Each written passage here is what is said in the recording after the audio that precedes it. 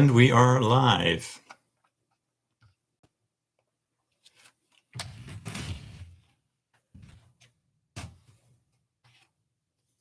If there's anybody out there, please let me know if my mic is working and my camera is functioning correctly. And then while everybody arrives, I'm just going to do a little bit of babbling. I hope you guys are all doing well. So we're back for another live chat, live Q&A. And I'm just going to start by talking a little bit about this guitar. Look at this monster. Check it out. So in my previous live Q&A, I was talking about that I wanted to get this 9-string guitar and that I was hoping that my trade would go through. And as you can see, the trade went through. And you may have already seen my video that I released yesterday on this guitar. It's just a basic review and demo video. And yeah, it's really an extraordinary instrument. And as you can see, it has 9 strings. It's an Ibanez model from the Iron Label line. And so it's made in Indonesia, and the build quality is great. It's a great plank. It's a great sounding guitar, also acoustically. Hi, Lucas.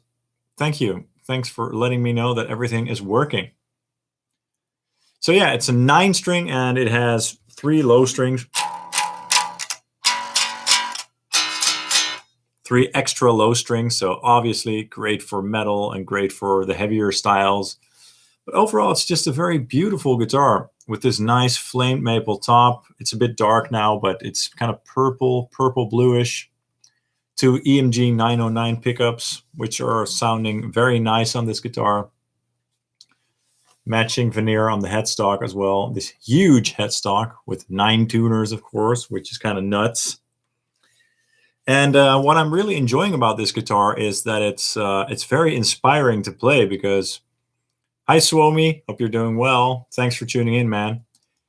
Guys, let's get some questions in here. Ask me anything, okay?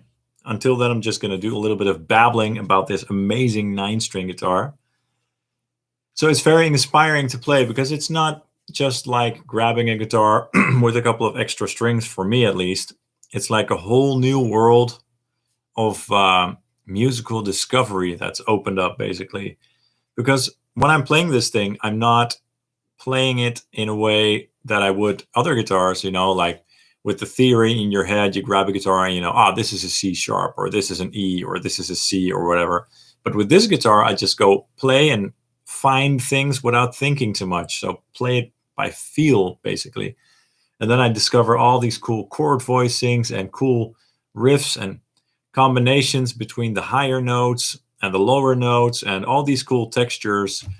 So yeah, it's been an amazing discovery for me, this instrument. I know that for some folks it may seem absolutely nuts, but it's not nuts. I mean, it's just a musical instrument. It's like having a piano with, you know, the big range of a piano. Sometimes you play the lower notes, sometimes you play the higher notes. It's more range. It's not just about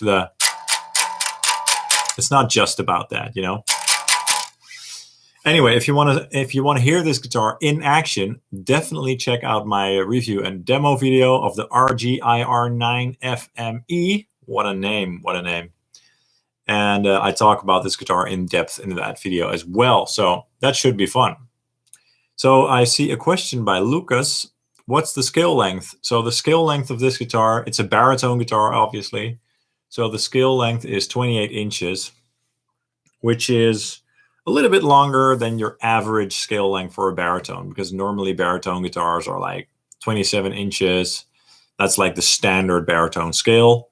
Some baritones are longer. You know, for example, my PRS baritones are 27.7 inches. And there are also baritone guitars out there that are like 28 inches or so. And my Meshuggah 8-string, the M80M, is 29.4 inches long. So that's a lot longer, and that does affect the tone. But for this C sharp, I think that this scale length of 28 inches is just fine. So yeah, it's pretty cool. So if you guys have any questions about this guitar, drop them here. Check out this neck. It's super wide. It's like some people on the interwebs have called this a surfboard, or whatever, or a plank to iron your clothes. Quite funny, but it's humongous. And because it's so daunting, that was what I was hoping for. I was hoping for that when I got this guitar, I would be overwhelmed, because that means that there's a lot to discover, and that's exactly what I wanted. So I'm going to try to write as much music on this thing as I can. In fact, I'm looking to write some music with this with melodic vocals. So heavy riffs, but no real screaming, because I can't really do that anyway, but just melodic vocals, because that's not something you hear a lot. Deftones is an example of a band that does 9-string since their latest album with melodic vocals. So that's, of course, a great example. But I also want to try to explore that musical realm, so to speak. Anyway, so this thing is super rad. Let's answer some questions, and keep the questions coming, guys. Just want to have some fun here and talk about gear and talk about music and talk about whatever you guys want to talk about. So, Patrick, question: have you ever played a Mark IV? No, I haven't. I would love to. They seem great. They seem very, very versatile. I mean, there are a lot of options on those amps to tweak the voicing of the amp. So push-pull potentiometers, all sorts of things on the back to change the voicing of the power amp and stuff like that. So they seem super rad. I've got the Mark V 35, which is obviously a different type of amp, but it does have some Mark IV sounds in it, and those are pretty cool. But yeah, no Mark IV, but I'd love to. One day I'd love to own one of the heads. That would be great. You see the combos for sale over here in Holland quite often, but I don't do combos. I prefer heads. So never say never, and thanks for the question. And again, guys, keep the questions coming. And also, thanks for all your support that you've given me recently on my recent videos. The likes and comments and subscribes are absolutely awesome, and I really appreciate that. So thank you so much. Yeah. X asks, what do you do for a living? As of right now, this is what I do for a living. And alongside this, the YouTube thing, I also do work for various companies to make like social media things or media videos, or, you know, things to promote their products and stuff like that. And I also do mixing and reamping. All right. Sarang Narayan, maybe I'm late, but what are the string gauges on there? All right, so I do talk about this in my demo review video, again, which I do absolutely recommend to watch, because it's a very cool video, I think. I like to think that, at least. But the string gauges, as of right now, these are all Elixir strings, by the way, except for this low one, because I'm still waiting for the bass string to be delivered to my home, because it's taking a little bit longer than usual. So this is the original D'Addario 0.90 or 0.090 bass string, which is kind of loose, I guess, but it works. I mean, yeah, it's still doable, but I've got a 100 on the way, which hopefully it will arrive at some point. And I've also got a 0.95 on the way. So I'm still kind of looking for that perfect gauge for this C sharp.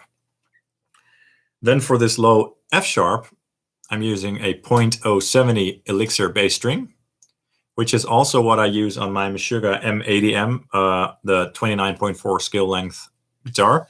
It's a little bit on the light side, but it's perfectly doable. I might want to try a 0.74 on here, which is what I also use on my red LTD 8-string. And then we've got a 0.054 for the low B. And then on the bottom 6 strings, it's just a 9 to 42 Elixir set. So those are just standard Nothing strange going on there. Thanks for the question, and keep them coming, guys. Keep them coming. Patrick Nesbo, how do you play the Bay Area thrash riff from your amp demos? It sounds killer, and I would love to learn it. I know. I kind of know which riff you mean, but I can't really remember it right now. So I can't play it for you because I don't remember exactly. But why not, and I don't mean this in a bad way, but why not try to figure it out by ear? I think it's in drop, it's either in D standard, drop C sharp, or drop C, I imagine. No strange tunings going on. Try to figure it out by ear, and if you really can't figure it out, let me know and I'll try to help you out. But at this right now, I can't show you because I don't know from the top of my head how it goes. Suomi, yes, the planked iron the clothes. Yes, that was funny, man. Hyperbole Kid, what is the best amp IR mix that works the best for the 8 strings so far? Okay, so for the heavy tones, I've only used one single IR, and that's a very specific IR by Ownhammer, of course, and that's an IR. And you can hear that IR in the video, the demo review, because in that video I play this thing through Helix Native, which is a great platform, especially for a 9-string. And I'll explain why very quickly. Because when you play the super low notes, sometimes you want a lot of definition, so a lot of brightness in there, and a lot of pre-filtering out the low end before the distortion, right?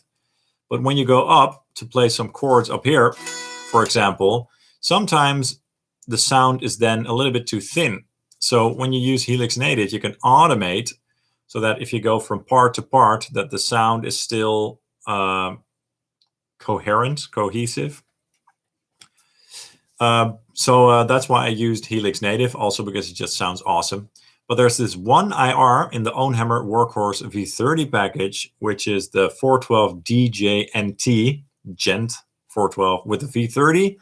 And you've got two V30 types in there. You've got a V30 Modern and a V30 Vintage. And I'm using the V30 Modern option in that cabinet. And that's just a huge sounding cabinet. It's just perfect for any extended range instrument. If you have that package, definitely check out the 412 DJ NT cabinet with a V30M and then the high gain mix. But keep in mind, guys, those IRs only work in line 6 hardware or software, okay? But that's just amazing. Yeah, that's the only one I've tried, basically. But, you know, you could make any Mesa Boogie, any proper Mesa Boogie or Angle or Orange IR work, even if it needs a little bit of EQ. Just you need a big low end and a little bit of scoop going on, a little bit of big chunkiness. That helps. Fuel for Fire 87. Do you have an Angle Savage? No, I don't. They seem awesome. They seem like great amps. I currently have like 3 angles or so. I have the Iron Ball, which is a very tight and aggressive little amplifier. It's up here. I have the Fireball 25, which is down here. And I have the Fireball 100. Those are awesome, and they suit me just fine. The Savage seems like an amazing amp. But it's, as far as I know, it's like a very tight and aggressive amplifier. And I do enjoy that, but I also prefer it when amps are a little bit less tight by default, so that, you know, when you want to play some rock, that it's not sounding like a huge, aggressive beast right away, if that makes sense. And then you can always use a boost to tighten it up even more. Having said that, I would love to try an Angle Savage. I'm a fan of Angle. I love their amps, and I would love to try more models that I've never tried. So never say never. Patrick is hoping to get the Mark IV Rev A next week. Fingers crossed. Fingers crossed, man. That will be great. Let us know in the next live stream how you're liking the amp. Steve W, have you ever played a Mezzabarba? I see them on the internet sometimes. They look very cool. I have the Skill 30 in leopard toe legs and just got its big brother, the M0 Overdrive. The Skill 30 is available now. I have it on Reverb. Shameless sales pitch. Ooh. It will really complete how cool your back wall looks. I haven't ever tried one, no. They seem to be very popular. They seem awesome. At this time, I think I have enough amps. I'm not planning on purchasing any amps anytime soon. I am looking to demo amps, of course, but I don't need any new amps, so I don't think I'm gonna buy any new amps anytime soon, but those seem really great. Absolutely. Hi guys, thanks for tuning in, everybody. Drop your questions. Let's talk. Let me know if you have any questions about my gear, my guitars, my amplifiers, my mixing, my recording, my 9-string, whatever you guys want. X, thanks for answering. I've been lurking your content for a while now. I am from Holland as well. Hey man, alles lekker. You ever took lessons to play guitar? I like how tight your playing is. It's awesome. Keep it up. Thanks. Appreciate it. Yeah, I had lessons. But I have to say that those lessons were more there to support my own, I don't know how to describe this, but I wasn't completely self-taught, but I was very driven to figure out all sorts of cool guitar parts by myself, by going online and looking for guitar tabs and figuring out things by ear and all that sort of stuff, making my own tabs even. But I did have some lessons from some teachers who taught me things about the theory, and general things. So they definitely were of help. But I think that if you want to get great at guitar, the main driving force has to come from inside, if that makes sense. Because a teacher isn't going to teach you how to be a great guitarist. A teacher is there to support you and to teach you anything about technique or about theory or to inspire you to play certain things. But a lot of that should come from yourself, I think. But thanks. I really appreciate it. Patrick, I'm currently trying to learn it. It sounds like the low E string is one step down. Could be, Patrick. I can't recall from memory. I'm sorry about that. I've got a cool video coming up, by the way, about James Hetfield's rhythm tone. So stay tuned for that. Because that Bay Area thrash thing is a little bit Metallica inspired. Okay, Sarang. If you had to choose between the Marshall Mini JCM, the Friedman JJ Jr. or Double J Jr., and the PRS MT15, which one would you get, irrespective of price? Okay, all right, let's do this. The Mini JCM is cool, but it's a mid-gain amplifier. It's a crunch amp. It cannot do high gain. So I will scratch that one off the list. Then we have the Friedman JJ and the PRS MT15 left. Well, I love the Friedman. It's my very own. It's the only Friedman that I have. I also love the PRS MT15. And I am mainly a metal or heavy rock player. And the Friedman is a great amp, but it's not the best high gain amplifier. Whereas it has a great crunch though, and the cleans are very nice too. But the high gain tones on the PRS MT15 are really nice. So for my personal style, excuse me, I would go for the PRS MT15. However, if you're into rock and roll or grunge or anything that's a little bit more classic or alternative, the Friedman is probably better because the PRS MT15 isn't a great amp for crunch. It's great for very clean cleans and for the high gain stuff, but the stuff in between just isn't great. So that's something to keep in mind. Thanks for the question. And thanks for tuning in, guys. Also, I'd really appreciate it if you guys dropped a like and a comment in the comment section as well. And of course, subscribe if you haven't already, since that really helps me out. And again, thanks for tuning in and thanks for the questions. Let's keep going.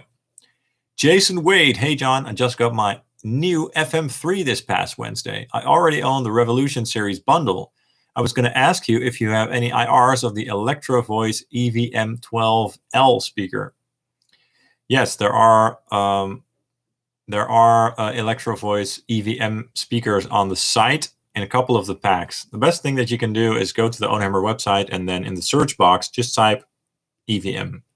That should get you to where you need to go. The Studio Mix Collection is an example of a pack that has those speakers, but also the 412 MRCB cabinet has a bunch of EVM speaker options in there as well. And I think there's 1 or 2 other packs on the site with those speakers. Thanks for the question.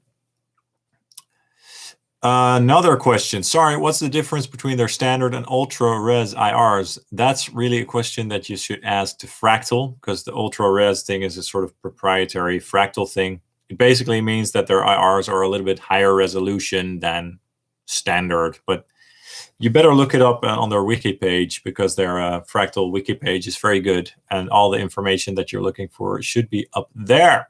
And thanks for the questions, and good luck. And make some awesome tones with those units. Great. Mr. Coatsworth, hey man, love your videos, especially the orange ones. Thank you. So can we see some of them dinos? Nerd alert. Well, not today, but maybe another time. It could be fun. I did show some dinos in a previous live stream. Could be fun, but I don't think everybody here is a dino fan. But thanks for the question. Patrick, someone needs to say this. Your production and coverage of gear is incredible. Your channel deserves more attention. Thank you so much, Patrick. I really, really appreciate that. I really do. Yeah, at this point in my life, I've sort of taken the leap to do this full time, which is quite a challenge, to be honest. And any little piece of support that I get from you is very much appreciated, because it helps to feed the kids. So thank you so much. I really appreciate it. And thanks for tuning in. Xander asks, kan jij Afrikaans verstaan? Well, that's kind of Dutch, but no, I can speak Dutch, but not really African. But if that's South African, I guess they speak Dutch there, right? So who knows? X says, haha, lekker man. That's also Dutch. Who is that? Who's that? Mr. Coatsworth, agreed, Patrick. Thank you, guys. I really appreciate it. I really appreciate it. Some name that I can't pronounce asks, do you ever use multi-effects? If so, which company effectors do you use? Great question. Thanks for asking it, and thanks for tuning in. Yeah, sure. I have an XFX 3 in my rack down here. And I also have a Helix rack, which is also amazing. And I also have HX effects on the floor. And I have an HX stomp. So I'm quite the Line 6 fan, but I also really enjoy my XFX. Those are basically the main units. But I have to say, I'm not somebody who uses a lot of effect blocks in his chain. So usually it's just an amplifier, an IR, and usually a little bit of room reverb. Sometimes a delay or something, or sometimes like a wah or you know, sort of pitch shifting effect. But I'm not one of those guys who has his presets full of various effects and stuff. So yeah. So, but those are the ones that I like to use. Line 6 Helix, that line mainly, and also my Fractal Audio XFX. Thanks for the question, and I'm sorry that I wasn't able to pronounce your name, but I appreciate you tuning in. Patrick, ooh, looking forward to it. I'm a huge Hetfield fan myself. Who isn't? Who doesn't love the mighty Het? Thus owning a Snakebite and a Mark IV. Oh, dude, that's so awesome. Enjoy that wonderful, wonderful gear. That's great. Fuel for Fire 87. What are your top three amps at the moment? Started watching your channel since you seem to make any amp you demo sound great. Thank you so much.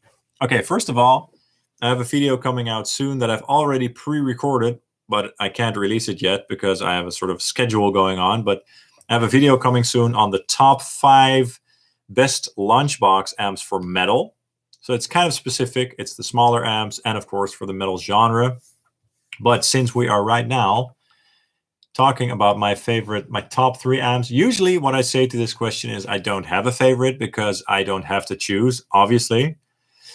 But just for fun, I'm going to try to answer your question. Anyway, this is tough. This is very tough. Can I pick 5? I'm going to do 5. I'm going to do 5 instead of 3 because otherwise it would be impossible. I love all of these amplifiers for various reasons, okay? But let's just pick 5 favorites just for fun, okay? Drum roll, here we go. So one that comes to mind initially is my Mesa Boogie Dual Rectifier because I'm an absolute sucker for the Mesa Boogie rectifier sound. I absolutely love those amps. I love how fizzy they are. I love how soggy they are. I love how thick and how scooped they are. I love everything about these amps. So I would not want to live without a rectifier, basically. So that's one. Number 2 would be a recent addition to my collection, the Peavey Invective 120, because it not only sounds awesome, but it's super versatile and it has a bunch of cool options like built-in boosts, 2 effect loops, a built-in noise gate. So it's really a very flexible amplifier that sounds absolutely awesome. I've got a video coming up soon about my Meshuggah M80M guitar in drop E flat through that amplifier. So that one is killer too. So we've got my Mesa Boogie rectifier and the Invective 120. Now we've got 3 amps left. Okay, and the next one, it definitely is my orange Rock Reverb 50 Mark III. It's just the best orange amplifier there is, in my opinion anyway. I haven't tried the custom shop ones ever. Those seem amazing as well. So that's 3 amplifiers already. Now I can pick 2 more. I'm definitely going to pick... This is so hard. Ooh, I'm definitely going to pick the Fireball 100 because it's just super awesome.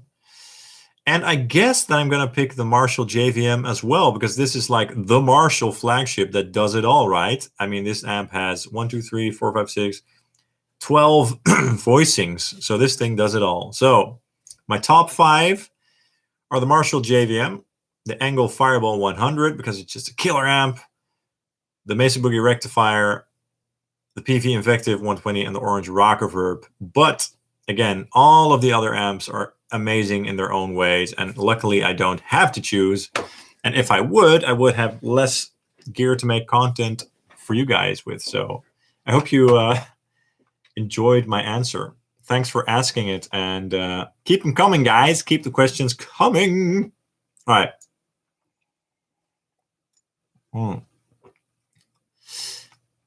Thanks again for the comments, Patrick. I really appreciate it. Okay, question. How does the MT-15 compare to the Mesa Recto? I have seen the video that you compared them, but I want to know your opinion. Great question, actually. Okay, so the MT-15 versus the Mesa Boogie Dual Rectifier. The MT-15 has a lot more mids going on, so it sounds a little bit more like a 5150. So in that sense, it has a great cut. It's great for leads and stuff, and you can of course scoop it a little bit, but in general it's a little bit more 5150-ish, whereas the rectifier is much more scooped and huge and ballsy and fizzy and nasty, if you know what I mean. Like the MT-15 is a little bit more refined, perhaps a little bit more mix ready, although I really love how a rectifier sits in the mix, so it's a matter of taste. But yeah, of course, the MT-15 is only 15 watts. It's actually louder than that, but it's more manageable than the rectifier. So, but sound-wise, yeah, the MT-15 has more mids. It's a bit smoother sounding, and the rectifier is more raw, scooped, fizzy, and thick and guttural. Yeah. Did you guys watch my video on the 9-string, on the Ibanez 9-string, for everybody who's just tuning in? If you haven't seen my demo review of this 9-string Ibanez, you got to check it out. It's the most fun video that I've ever made. I released it yesterday. It also has a little demo tune in there with all the low C-sharp goodness. If you haven't seen that video, definitely do me a favor and watch it, because I hope you'll get a kick out of that video. It was so much fun to make. Oh, guys, I have a great idea for this video that I'm going to do. I want to share this with you guys, okay? So, as of right now, what I'm doing is I'm working so damn hard to create all these videos for my holiday, because I'm going on a holiday in 4 weeks. So right now what I'm doing during the week is basically creating all sorts of videos for the next 4 weeks, and then for the 3 weeks when I'm on vacation as well. But before I go on my vacation, I've got some free time. And what I'm planning to do is create a song with a bunch of guitars. So similar to my one song, one amplifier series. So I'm going to start probably with the Telecaster, then with like a PRS with a broken up clean sound, then with a crunchy tone with my Les Paul, then a rock tone, then a metal tone with EMGs, then a 7-string tone, then an 8-string tone, and then a 9-string tone. So one song with like 8 or 9 different guitars with different types of tunings and different types of strings, put them all in one song, and then make an episode for each of my amplifiers. So that will be 41 episodes in total. And also use pedals, you know, because a 9-string isn't going to sound great on every amp without a pedal. I promise you that. So that's what I'm planning to do. I'm going to hope I'm hoping that it will work out. Let me know what you think of that idea, because I think it's going to be a lot of fun, but it's going to be some hard work to get that done. But I'm really looking forward to that. So just wanted to share that with you guys. Sorry, I'm going to continue with your questions. And also keep them coming, guys. I'm having a blast here. Really, really enjoying this. There was one in the city I live in, but no good cab that did it justice. So when I tried it, it sounded like a tin can getting deep fried. Yeah, I mean that you need a good cabinet or good IR to get your amplifier to sound good. So yeah, but I don't know which one you're talking about. If you're talking about the MT15 or the rectifier. Mr. Coatsworth, sorry about the dinosaurs, man, but I am looking forward to the new Jurassic Park movie. I'm a nerd after all. I can't wait to see that movie. It's going to be killer. Blends Official question: how come you only use IRs, and how do you hook a tube amp up to an IR? Great question that I basically answer every live stream because it's a question that comes up often. Why don't you use real cabinets? I'm going to try to answer that question quickly. Well, I've been using IRs for years now, and for me, it's like the perfect way to use my tube amplifiers because, one, IRs aren't loud. I mean, they're not loud by default. You can use them silently with headphones or, you know, on your monitors. That's one.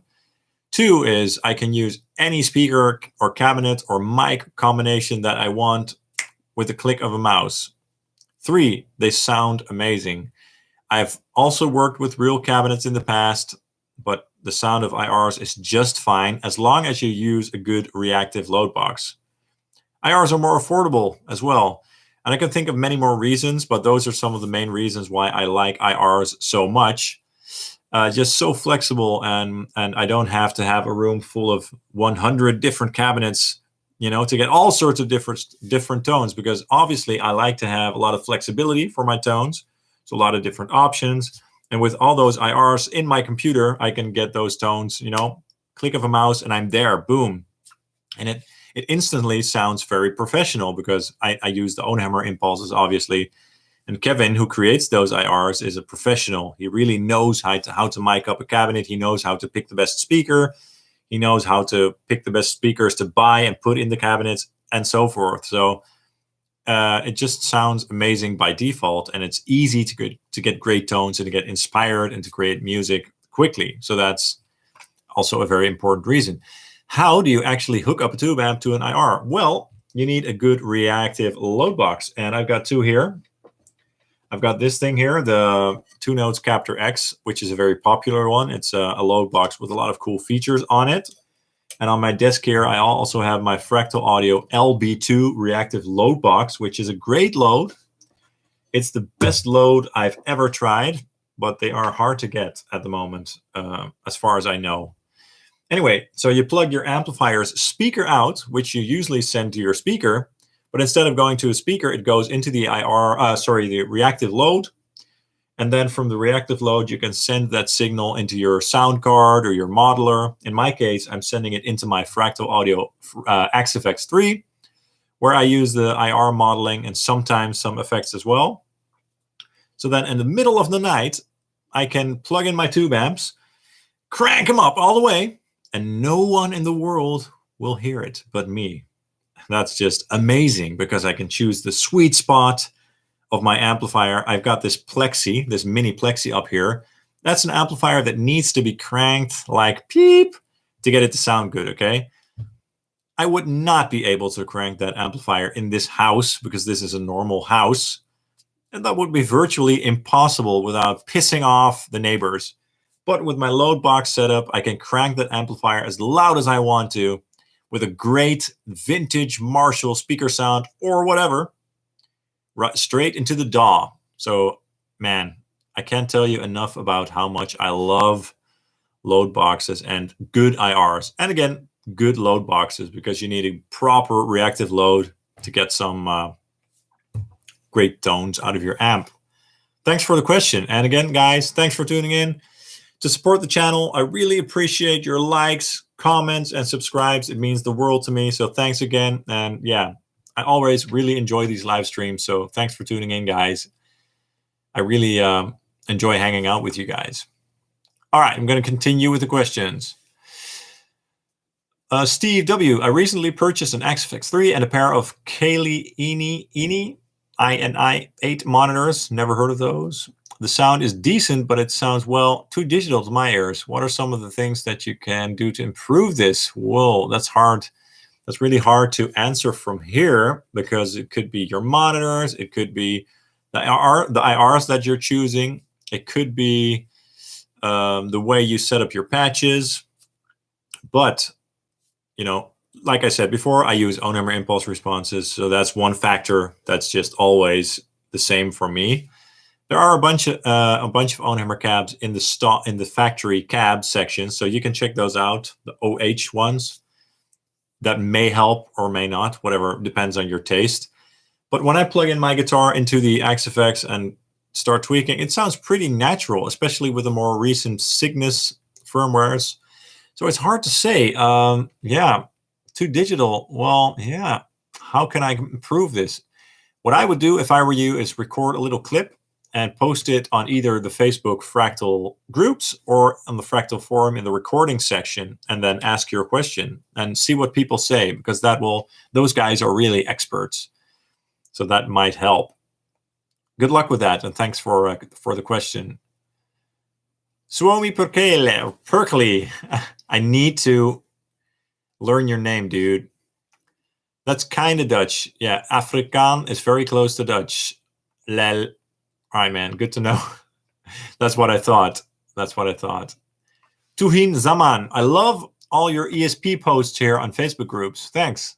Do you have a favorite ESP LTD that you owned, wish to own? Great question. Okay, great question. Okay, so I have a bunch of ESPs. Ooh, but the problem is that they are all favorites. Oh my goodness. Oh my God. That's a tough one. I can't answer that because all the LTD and ESP guitars that I currently have are really nice. Like the Phoenixes are exceptionally nice. I have a couple of Phoenixes, the black metal one and the white one. Those are nice.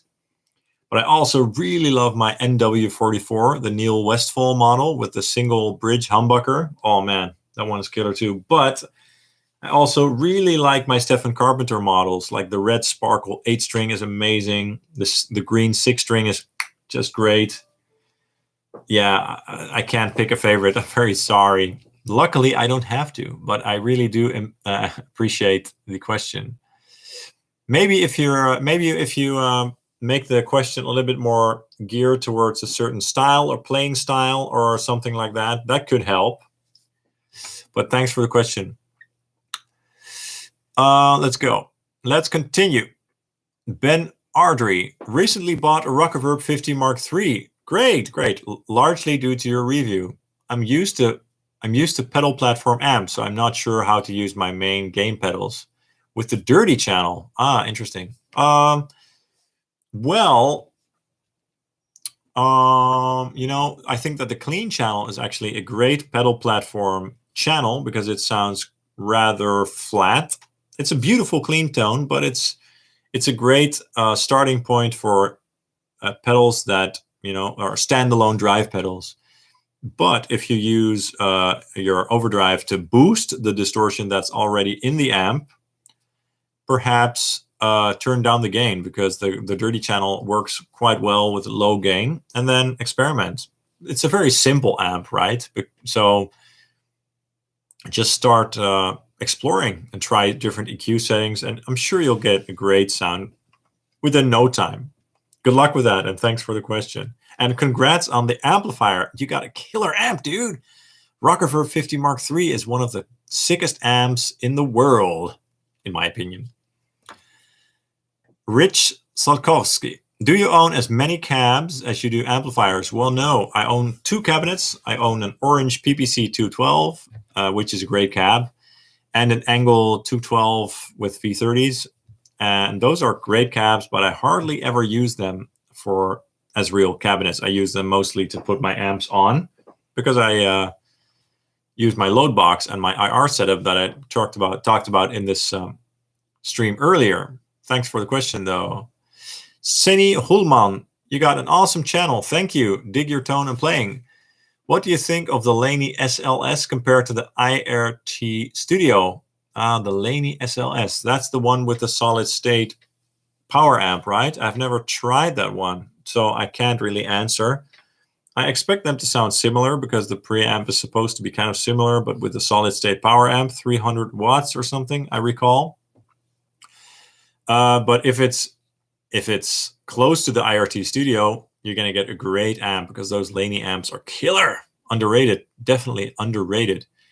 John Hall, happy Friday. Happy Friday, dude. Thanks for tuning in, guys. And again, thanks for all the likes, comments. Keep the questions coming, because I'm going to hang out for a little bit here, and I'm really enjoying this. So let's continue. Patrick Nesbo, opinions on Blackstar. I owned an ID 100 TVP for about 4 years and then got an HT5 metal. In my opinion, they kick ass, but never got talked about. Yeah, they're cool amps. Yeah, they're the amp that I have, the HT Club 50, which is under here somewhere, is quite a versatile amp. The clean tones are cool in the sense that you've got a voicing switch that allows you to choose between a more British clean and a more American clean, so that's cool. The distortion channel has a more natural and raw, kind of martially channel, and a boosted channel. And the boosted one is cool, but that's not my favorite. That's, in my opinion, for my personal taste, kind of the weak spot, because there's a little weird spike at around 3K-ish. But the more natural overdrive channel sounds really nice to me. Really big, kind of a blend between a Marshall and like a peavey. It's not really as aggressive as a 5150, but it's a little bit more in that direction than a plain Marshall. But yeah, it's a great amp. One thing that I'm noticing with my Blackstar is that when I put it in my system with the load box and with the XFX and stuff, that there is more interference going on in the signal, as if there's some sort of computer chip or whatever in the amp creating some interference in that loop. But other than that, it's a great amp. That's my opinion, and that's basically my only experience with Blackstar. Goodwill Goth. Hello, I'm new to the channel due to the 9-string madness. Yeah. Dude, welcome. Yeah, man. The 9-string madness has begun. I hope you guys don't mind, because I'm going to use this one a lot more on the channel, and I'm really enjoying this guitar a lot. So welcome to the channel. What 8 strings do you have? I got 2 8 strings at the moment. I used to have a lot more. I had a bunch of different 8 strings. I had some Agiles. I had a couple of LTDs. I had some Schecters, some other Ibanez's, but the ones that I have now are the LTD SC608B, the Stephen Carpenter Red Sparkle guitar, which is just a great 8 string. It's really great. And of course, my Ibanez M80M Meshuggah model, the 29.4 inches one, because that's also an amazing 8-string, and they complement each other very well, because the Stephen Carpenter LTD is a bit more guttural with shorter scale length. It's a bit more fat sounding, and the Ibanez is very barky and upfront sounding, and very tight, and yeah, that Meshuggah sound. So those two are great. And now that I have this 9-string, it's basically also an 8-string, of course. So yeah, those are the ones that I have at this point, and I'm super stoked with those guitars. But there are a lot of great 8-string guitars out there, and I want to have more, but I don't need more. So for now, it's good. I know you mentioned getting one in the late 2000s. Yeah, I was one of the first people in Europe that got one of the RG 2228s, the Ibanez's. That was a cool guitar, but I sold it like 4 years after or something. But yeah, that was a great one. And I also got a couple of early Agiles as well, and those were kind of cool. But I was always looking to scratch that Meshuggah itch, because the sound of the Meshuggah 8-strings on their records is just, you know what I mean. It's amazing, and it's a very specific sound. That all of that has to do with the way that their guitars are designed, with the big scale length, and the pickup, the Lundgren, and the string gauges, and the woods, and all that stuff. So when the M80M came out, it was like game over, game over. That was like the sound, But I also really like the Deftones 8-string stuff, and that's a very different 8-string sound, in my opinion. So I'm really happy to have that Red Sparkle one as well, and now the 9-string as well, as a sort of middle ground between those two. Hell yeah! Thanks for the question. I love talking about all that nerdy stuff. Keep them coming, guys. All right. John Hall, I was curious to see a comparison of the 9-string battle between the Fireball 100 and the Fireball 25s in terms of headroom. All right, that's a good one. Well, I'm going to do a video sometime soon where I try a couple of amps with my 9-string, and then I'm going to see which one works the best for the guitar.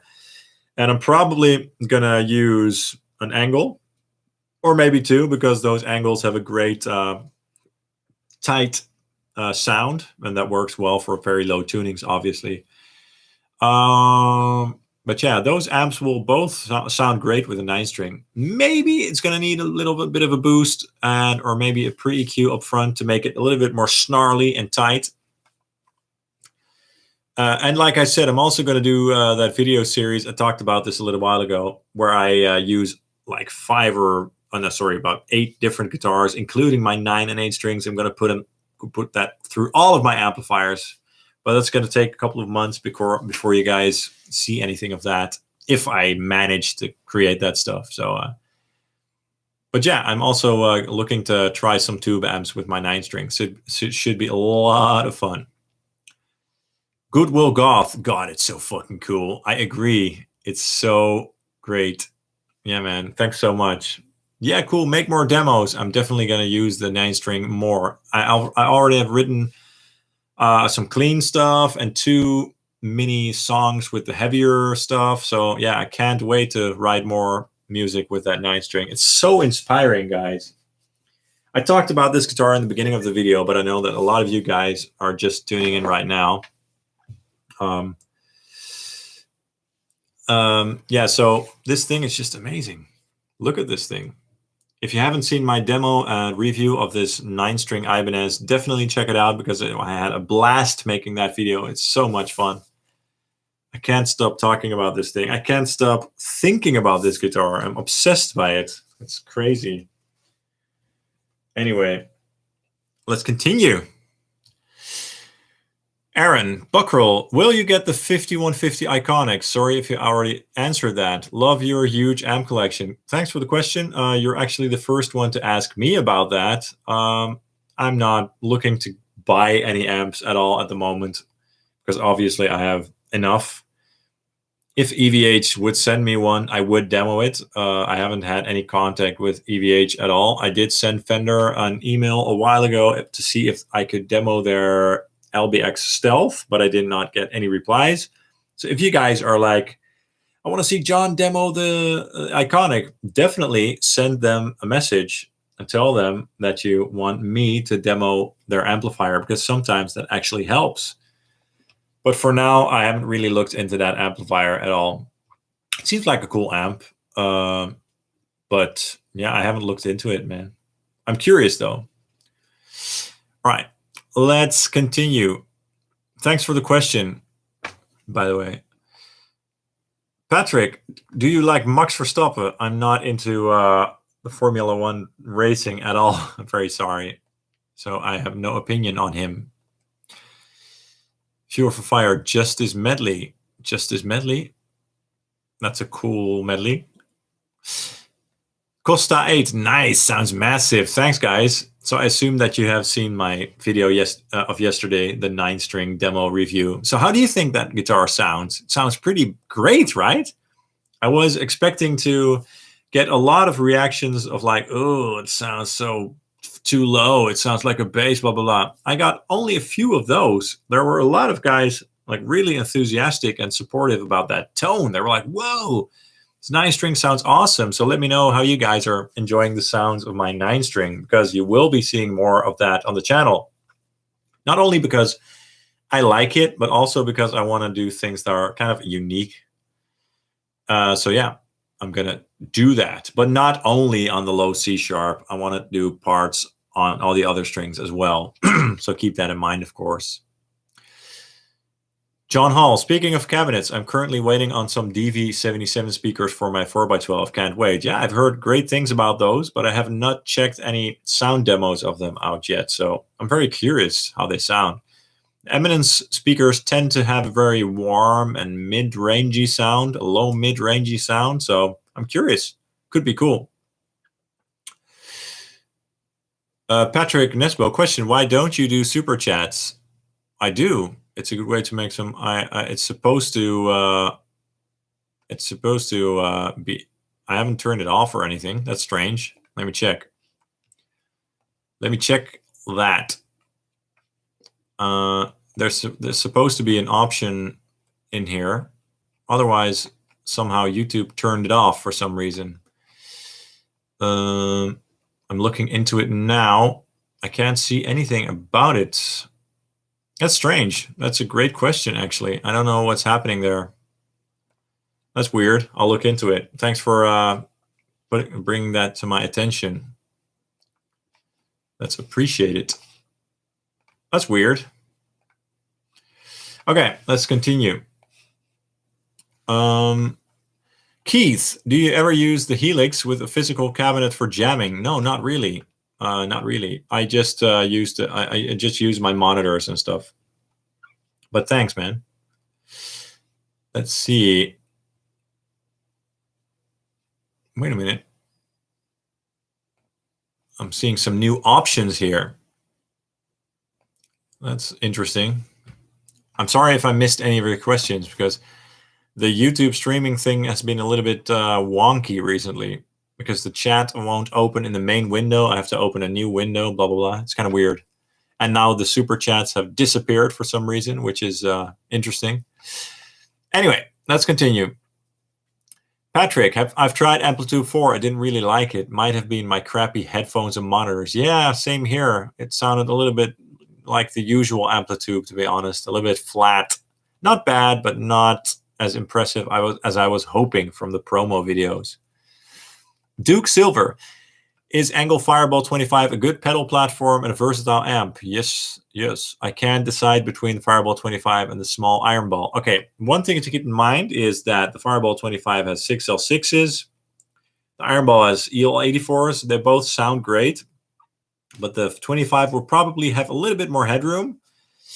And the Iron Ball sounds much more tight by default, which is great, especially for metal. But if you want an amp that's a little bit more flexible in that regard, the Fireball 25 is just a great amp. Can't go wrong with that one.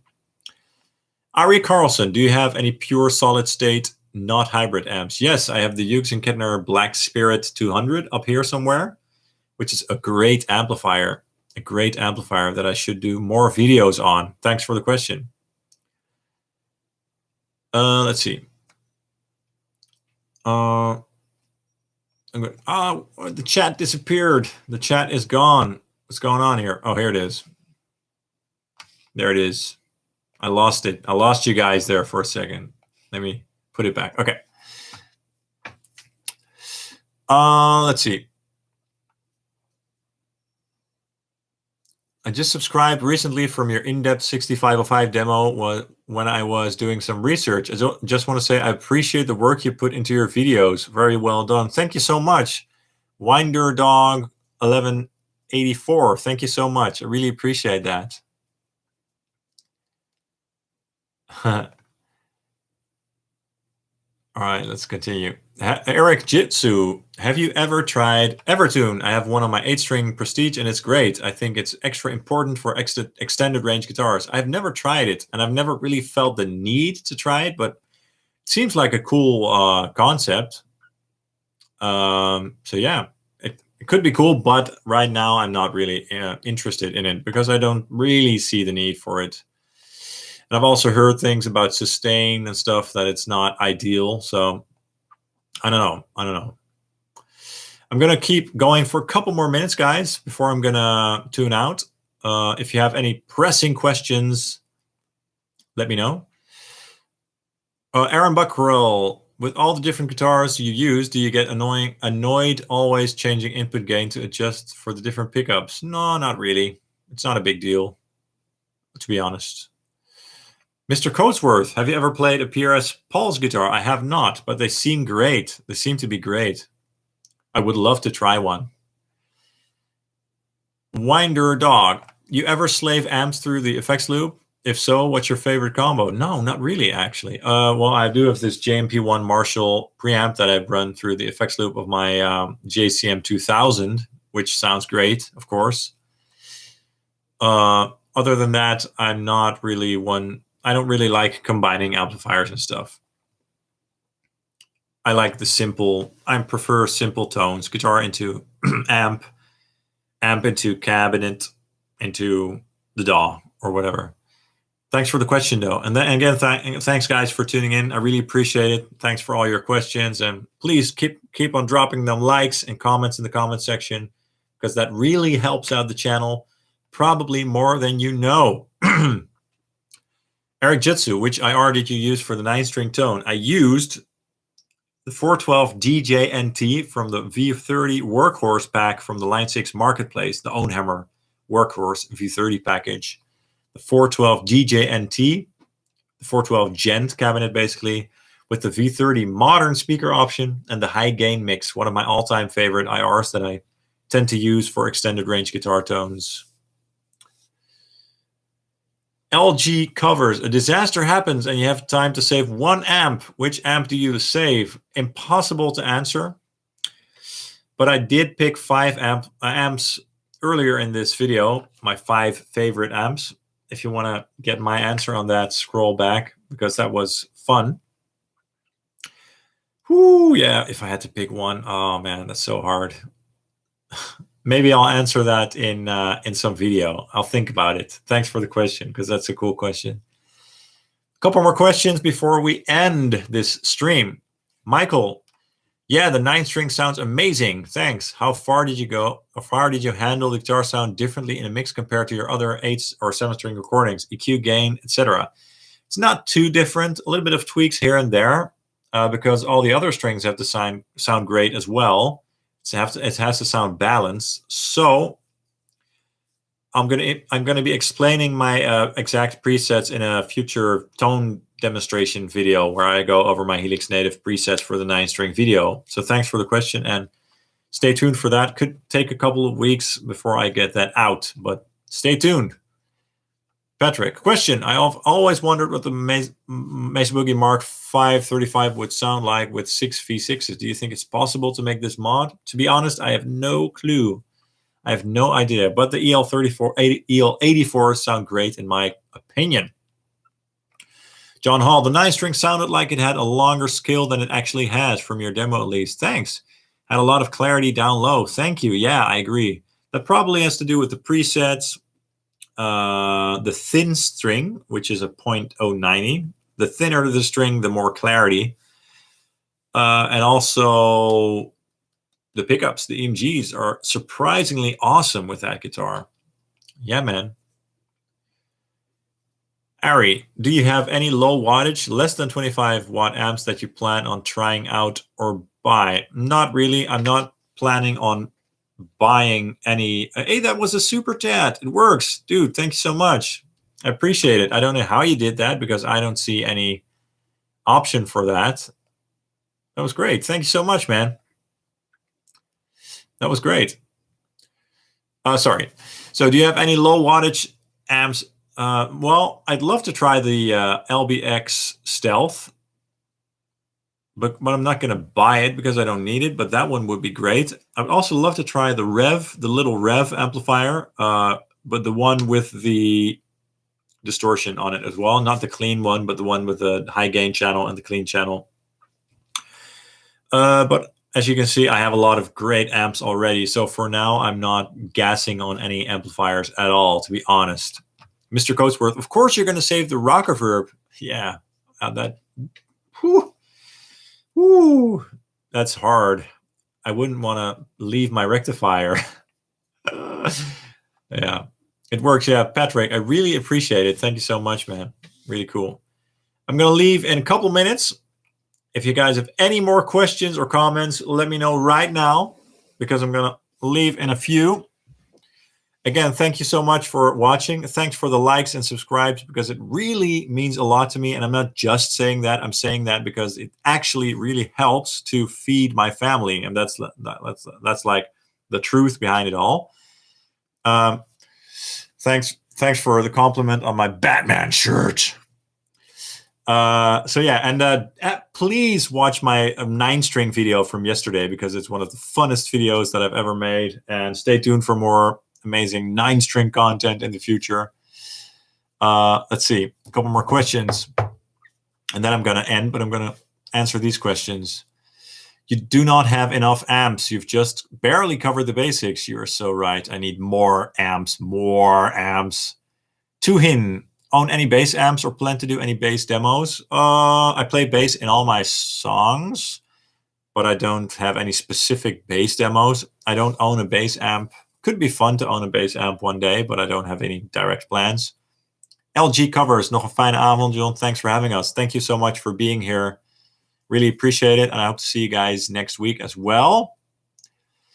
Okay, a couple more questions. Weirdoku, super tight budget. Would you recommend either the MT15 IR2 Studio or the peavey EVH mini heads? Personally, IR2 Studio on the top of my list because it's an older head. Can't go wrong with the IR2 Studio. Keep in mind that it's only 15 watts, so it's not the most loud amplifier. If you're a metalhead, perhaps check out the Invective MH because that's an amazing little amplifier as well as the 6505 for a low budget. Can't go wrong with those, seriously. If you're on a super low budget and you want a great metal amplifier, check out the 6505 MH, seriously. But the IR2 Studio is probably a little bit more versatile, great for rock and clean as well. So if you're a metalhead, check out the 6505 MH. If you're a more all-round player, check out the Laney Ironheart's Studio. Eric Jitsu, tell me to buy the Workhorse Line 6 IR pack. Buy the Workhorse V30 Line 6 IR pack. You won't regret it, I promise. Even if it's only for that 412 DJ NT package. Trust me. Because that's the best IR for downtune stuff that I've ever used. Not joking and not saying that just for saying it. John, thanks for the stream. Gotta hop off myself. Peace. Thanks, man. Patrick, did you answer the Mark V question? I was on PayPal. Let's see. The Mark V question. Is that the one about the 6v6 tubes? Yeah, I have no idea about that. I'm sorry, man. Like I said, I like the EL84s a lot. I think they're great tubes, and I'm not an expert in changing power tubes at all, unfortunately. But the Mesa Boogie customer service is amazing. I'd recommend emailing them because I always get really in-depth responses from them. So absolutely send them an email and they will help you to answer your question, I promise. And maybe even check out the Mark 535 manual because those manuals are really in-depth. So I'm sorry that I'm not the person who can really answer that question perfectly for you, but Thanks again for the super chat. Ari Carlson, do you have a favorite Marshall? JVM, yes, because it can do it all. Weirdoku, yeah, check out the 6505 MH for bedroom levels. Absolutely. Eric Jitsu, thank you. Patrick, yes. Final question, guys. Final question. Do you spend a lot of money and time repairing amps? Tube amps have a reputation for being unreliable. Not yet, as of now, so far. That was the final question. Thank you so much for hanging out, guys. This was awesome. I really appreciate everything that you do for the channel. It really helps out, and it's just a lot of fun. And I hope you guys keep coming to these live chats and hanging out and talking about gears. I appreciate you guys so much, and take care. And if you have any more questions, just drop them under my videos in the comment sections, because I always do my best to answer everybody's questions. I promise. All right, guys, thank you so much, and I hope to see you soon. Sleep tight. Don't let the bedbugs bite.